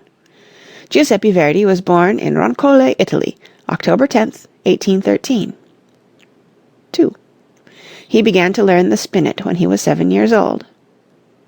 3. The spinet is an early form of the piano. 4. Among the great composers who were alive when Verdi was a little boy were Beethoven, Schubert, Berlioz, and Schumann. 5. He became organist at Roncole when he was 10 years old, 1823. 6. He went to school in Busseto and lived with a cobbler. 7. After a time he studied in Milan. 8. But not at the famous Milan Conservatory, for he was told there that he had no special talent for music. 9. Verdi wrote 30 operas. 10. The first was performed in 1839, when he was 26 years old. 11. One of his operas has its scene laid in Boston, Massachusetts. 12. Another is about Egypt, and the scene is laid in Memphis and Thebes in the time of the pharaohs. 13. Verdi founded, for aged musicians, the Casa di Riposo, House of Rest. 14. Besides the 30 operas, Verdi wrote a string quartet, the Manzoni Requiem, and a national hymn. 15. For a period of 16 years, Verdi wrote no operas. Then he produced his two great works, Othello and Falstaff. 16. He died at St. Agatha, January 27th, 1901. Some questions. 1. When and where was Verdi born? 2. How old was he when he died? 3. Can you mention 3 works of Verdi that are not operas? 4. How many operas can you name from memory? 5. What instruments did Verdi play as a boy? 6. What was the title of Verdi's first opera? 7. The title of his last 2 operas. 8. What did Verdi love to do besides compose music? 9. What is a spinet? 10. In what famous city did he study as a boy? 11. How many operas in all did Verdi compose? 12. Where is the scene of Aida laid? 13. To what did Verdi devote his fortune? End of Verdi, the story of the little boy who loved the hand organ. Section 9 of Stories of Great Composers for Children. Richard Wagner. The Story of the Boy Who Wrote Little Plays, by Thomas Tapper. A very odd house used to stand in the quaint old Saxon city of Leipzig. This house was called the Red and White Lion. I suppose no one ever really saw a lion that was red and white, but nevertheless that was the name of the house. There was born Richard Wagner, who was one day to write the wonderful opera scenes, of which we will soon read. Richard Wagner's day of birth was May 22nd, 1813. That was more than a century ago, more than 1200 months. Since that time, music has changed very greatly. When Wagner was born, much of the music that was being written had to follow certain patterns or models, just as architects follow certain patterns in building a house. Now the composer, when he writes music, feels a great deal freer, as he knows that he can make his own patterns, that he is not held in by any such hard laws as those which held back such composers as Mozart, Bach, Haydn, and Handel. It was Wagner who did much to set music free from the old barriers. This does not mean that music today is better than music that was written by Haydn and Beethoven. Indeed, it often is not nearly so good, but it is freer, less held down by rule. When Wagner wrote his first opera that had any success, Rienzi, he followed the models of composers of the day, but when he came to write operas that followed, such as Flying Dutchman, Lohengrin, and Tannhäuser, he struck out in new and fresh paths, which made him many enemies at first, and many friends later. As we read of a great man, we must learn to see the world as it was in his day. Today we think of the world as the home of our parents, of ourselves, and of our friends, as the world of Mr. Edison, Mr. Wilson, and Mr. Roosevelt. In the world of Wagner, there was not one of these. Who were the great musicians when he was a boy? Well, here are some of them. Can you tell one fact about each of the men whose pictures come next? Here's a picture of Liszt, a picture of Schumann, a picture of Verdi, a picture of Chopin.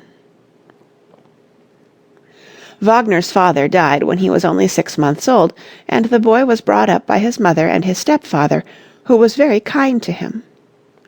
In one way, Wagner was unlike most of the other great composers.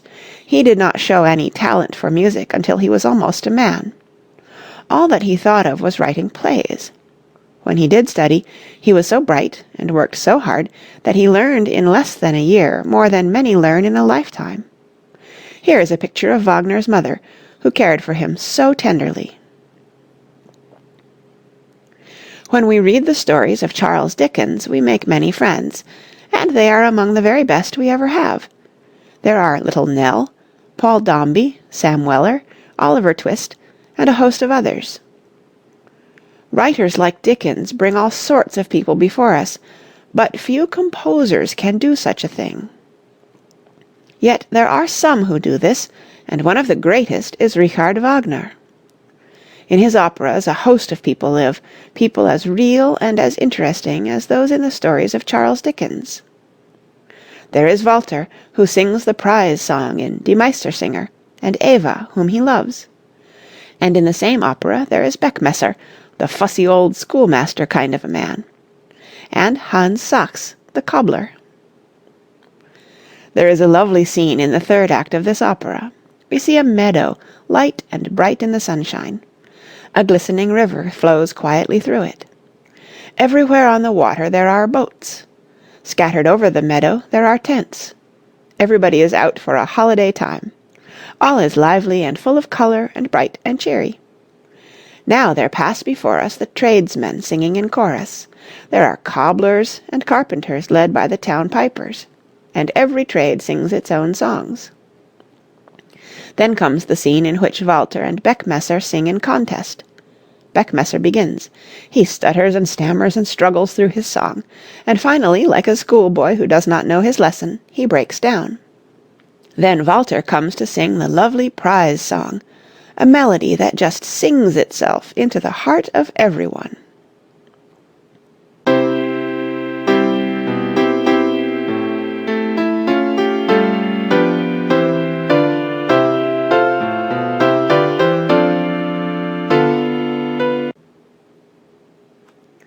Do you wonder that with such lovely music Walter wins the contest, and the hand of Eva, whom he loves?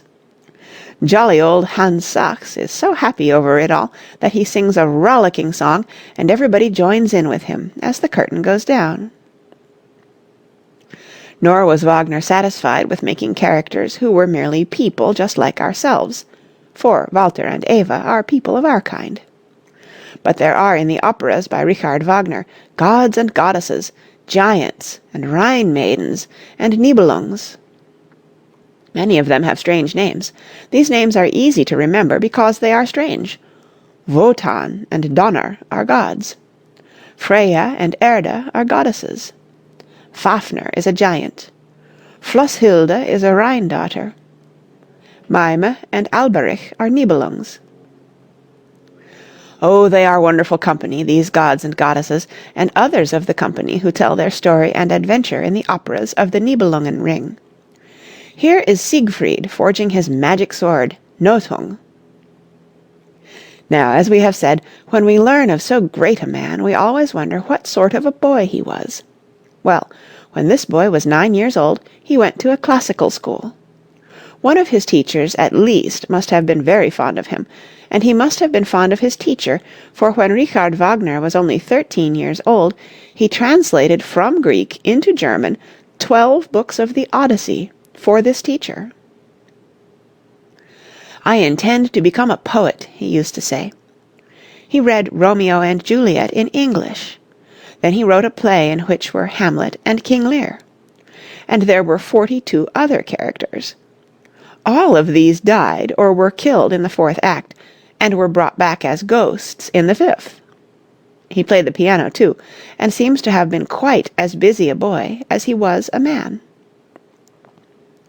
Of one composer's music he was very fond. This composer lived nearby and passed the Wagner house almost every day. Richard always ran to the window to watch him coming. This musician was the composer of Der Freischütz and of Oberon. Can you guess his name?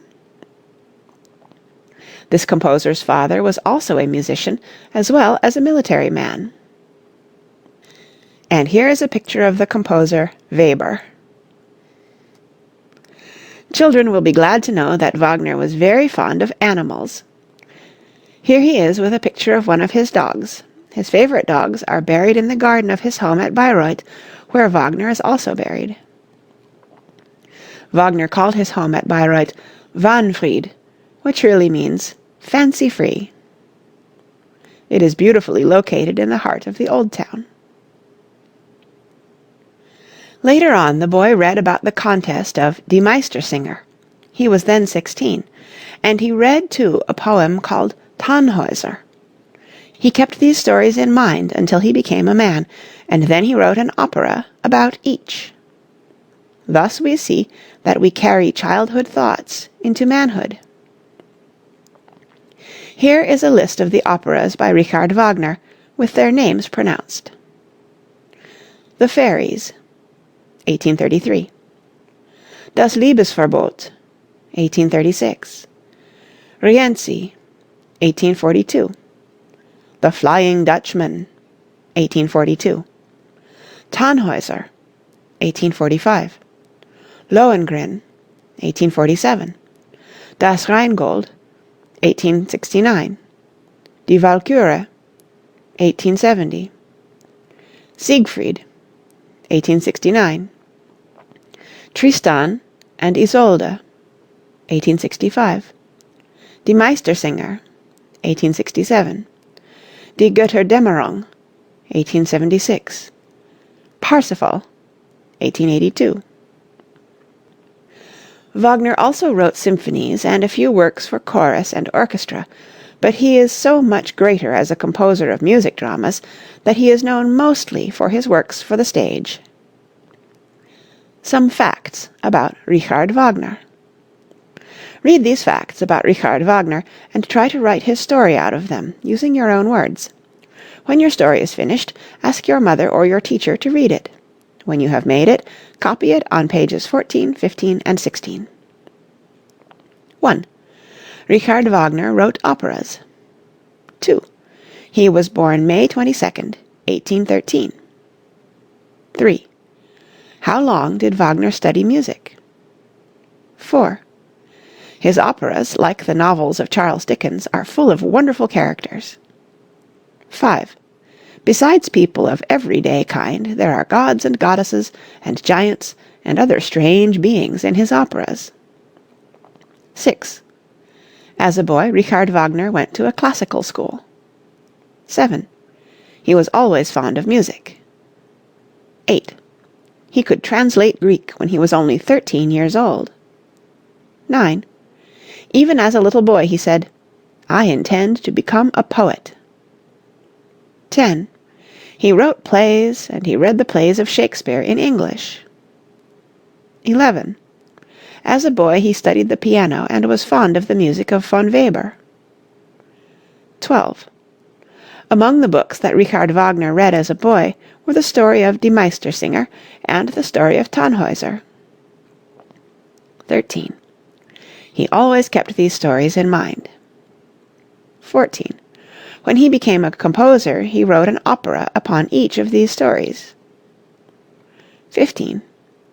Tell something about Wagner and animals. 16.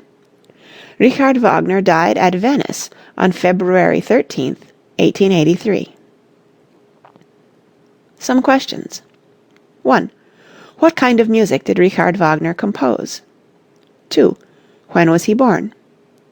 3. Can you name some of the musicians who lived when Richard Wagner was a boy? 4. How many characters from the Dickens novel can you name from memory? 5. In what opera by Richard Wagner is The Prize Song? 6. Who sings it? 7. Tell what kind of a man Beckmesser is. 8. Who was the jolly cobbler singer? 9. What happened to Beckmesser in the contest with Walter? 10. What sort of characters occur in the operas? 11. See if you can describe each of these: Donner, Fafner, Maime, Freya, Wotan. 12. What is the name of the house in which Richard Wagner was born? 13. Tell some of the things he did when he was a boy. 14. Who composed Oberon? 15. What other opera did this composer write? 16. What should we remember about childhood thoughts?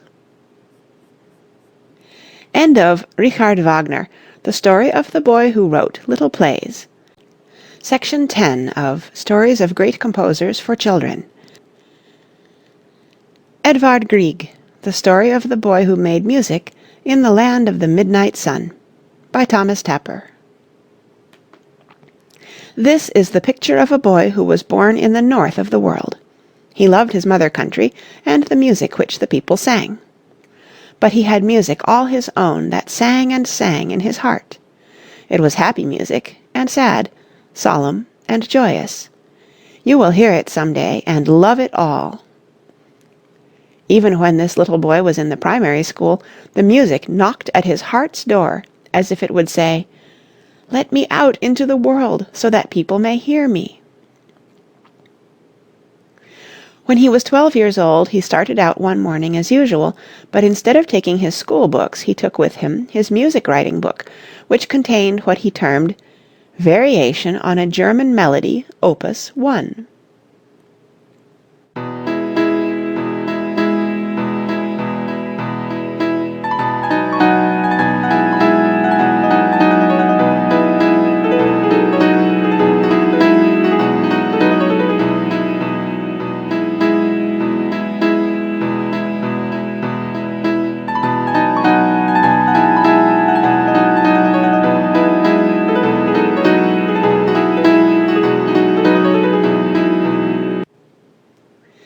Can you not imagine how proud he must have been of his Opus 1? His schoolmates were very proud to see the music of their companion Edvard, but alas, while they were looking at it and talking about it, whom do you think came creeping up behind them? Why, the schoolmaster, to be sure. He gave little Edvard a rough shaking up, and told him how severely he would be punished if ever again he brought such nonsense to school. Poor old schoolmaster! He did not know what Edvard Grieg would one day mean to the land and people of Norway. For Edvard loved not only the music that kept singing in him, but he loved Norway and all its people. Do you think anyone could help loving such mountains as these? And here's a photo of a beautiful Norwegian mountain scene. But all the grown-up folks of Edvard's world did not call his music rubbish. His mother loved music and played beautifully. It was from her that Edvard had his first lessons, just as Mendelssohn was first taught by his mother. Then one day something wonderful happened. A great violinist, Ole Bull by name, visited the Grieg family in the country.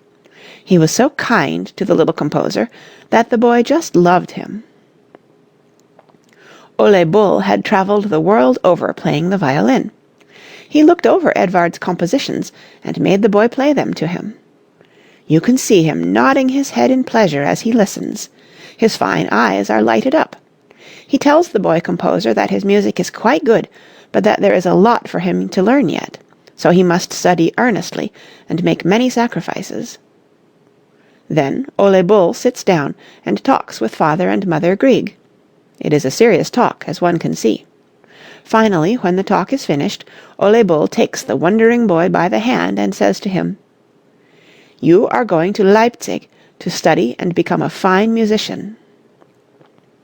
So Edvard Grieg left his home city, Bergen, its mountains, its fjords, its people, his father and mother, and travelled south, through Norway, across the water, and into Germany. No doubt he was a lonesome boy. Life had become serious all at once, and there was much to be done. It was all strange and new. Instead of hills and the waters of the fjords, there were tall, dark houses, gloomy streets, and such a lot of hurrying people. But he soon grew used to it all, and was busy as could be with lessons in piano and harmony. Just as in the earlier days in school, so in Leipzig, Edvard wrote music as it sounded in his heart. In the harmony lessons he could not make himself write plain chords to the bass, which was given him as an exercise. He wrote the light, airy, lovely, fanciful tunes and rhythms that were singing within him. And just like the schoolmaster at home, the harmony teacher shouted at him, saying, "No, that is all wrong."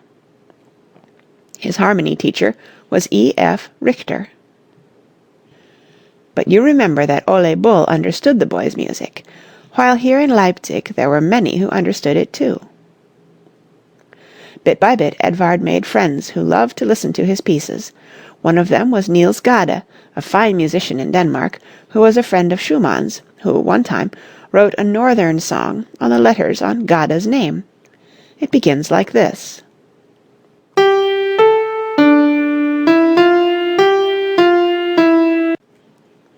And Edvard too once wrote a fugue on the letters G-A-D-E. So inspiring was his music study that Edvard worked very hard. He composed a great deal of music which slowly made friends for him. Robert Schumann was one who spoke kindly of the young Norwegian and his music. And so he grew and improved. Because he was true to his talent, he made many friends, not only in Leipzig, but throughout Europe, as we shall see. You will learn some day the names of many of the people who became friends of Grieg. There were Richard Noordraak, and later on Franz Liszt. Grieg became one of the group of great Norwegian artists in which Henrik Ibsen and Bjørnstjerne Bjørnson were prominent. Indeed, Grieg wrote the music to Ibsen's Peer Gynt. One of the great pleasures of Grieg's life was Bjørnson's patriotic poem to his own music. One day Grieg showed Gade a composition called In Autumn, which Gade did not like. "It's too Norwegian," he said. This pleased Grieg, although Gade told him to go home and write something better. He was nearly as rough as Grieg's schoolmaster. But one day later a prize was offered in Sweden for an orchestral composition. Grieg's In Autumn won the prize, and Gade was one of the judges. We wonder if he forgot about it. Grieg married his cousin, Mina Hagerup, to whom he dedicated his famous song, I Love Thee. But the mother of his bride did not think highly of him. "He is a nobody," she said, "who writes music that no one cares to listen to." But people were beginning to listen. After a concert in Christiania, entirely of Norwegian music, the government gave Grieg a small pension, and he went to Rome. Here he had a fine meeting with Liszt, who asked Grieg to play. Then Liszt took Grieg's manuscript and played it at sight, to his great delight. When Grieg bade goodbye to Liszt, the famous pianist said to him, "Keep on, you have talent and ability. Do not let anyone discourage or frighten you." So sensitive was Grieg about music writing that he never allowed anyone to watch him. So he had a little house built in the mountains where he could work at his leisure. This he called his tune house. There was only one room, and it was for all the world like a little playhouse that children have. In it was his piano, and often when he was playing, the Norwegian peasants used to group themselves outside the door, sometimes joining in the singing, and then again dancing to their delightful folk tunes and dances. Here are some pictures of Grieg as he looked in later years. As a boy in Leipzig he worked too hard, and sickness made it necessary for him to return home. From this sickness he never fully recovered. All his life he was frail, and unable to endure severe tasks. In appearance Grieg was short and rather bent in figure. His hands were thin, but fine and strong for the piano, although one of them had been crushed in an accident. His eyes were deep blue. They looked straight at you, and were full of life and kindness. Grieg was merry of nature, a lovely companion, full of fun and company. Sometimes, however, he was sad and melancholy, like his own music.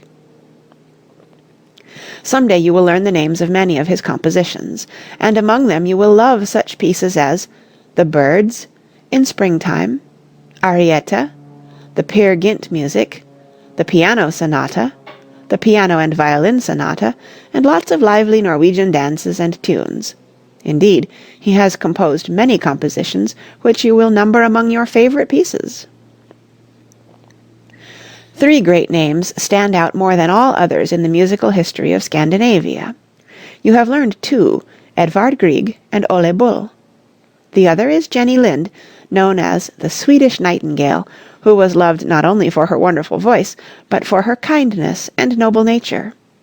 She was born at Stockholm in 1820 and died in England in 1887. In Sweden to this day Jenny Lind is a great national personage. The people look upon her as we would on Washington, Irving, Lincoln, or Longfellow. She was very beautiful. Here is her picture. Some facts about Edvard Grieg. When you have read this page and the next, make a story about Grieg's life. Write it in your own words. When you are quite sure you cannot improve it, copy it on pages 15 and 16. 1. Grieg was born June 15, 1843, near Bergen, Norway. 2. His father's ancestors were Scotch folk who went to Norway after the Battle of Culloden in 1745. 3. It was Grieg's mother who gave him his first lessons. 4. One of his best friends, and one who did much for him, was Ole Bull, the great violinist. 5. Grieg studied at the Leipzig Conservatory. 6. His teachers were Moscheles, Hauptmann, who liked his music, Richter, and Papperitz. 7. Sir Arthur Sullivan, who composed the opera Pinafore, was one of Grieg's fellow students at Leipzig. Dudley Buck, the American composer, was there at the same time. 8. Among Grieg's friends were Gade, Nordraak, Ibsen, Björnson, and Svensson. 9. He married his cousin, Mina Hagerup, who was a fine singer. 10. Grieg composed for the piano, voice, violin, and for the orchestra. 11. Grieg wrote music to Ibsen's Peer Gynt at the poet's request. 12. The Norwegian government granted Grieg a pension so that he could be free to devote himself to composition. 13. He died September 3rd, 1907. Some questions to answer. 1. When and where was Grieg born? 2. Name some famous men of his country. 3. Who was his first teacher? 4. Through whose advice did he go to the conservatory at Leipzig? 5. What Danish composer gave Grieg good advice about his compositions? 6. Who were some of Grieg's teachers? 7. What composition by Grieg was given first prize in the contest in Sweden? 8. What famous song did Grieg dedicate to Mina Hagerup? 9. Tell about Grieg's visit to Liszt in Rome. 10. Name as many of his compositions as you can. How many have you heard? 11. Tell what you know about Grieg's personal appearance. 12. When did Grieg die? How old was he? 13. Who was Jenny Lind? End of Edvard Grieg, the story of the boy who made music in the land of the midnight sun.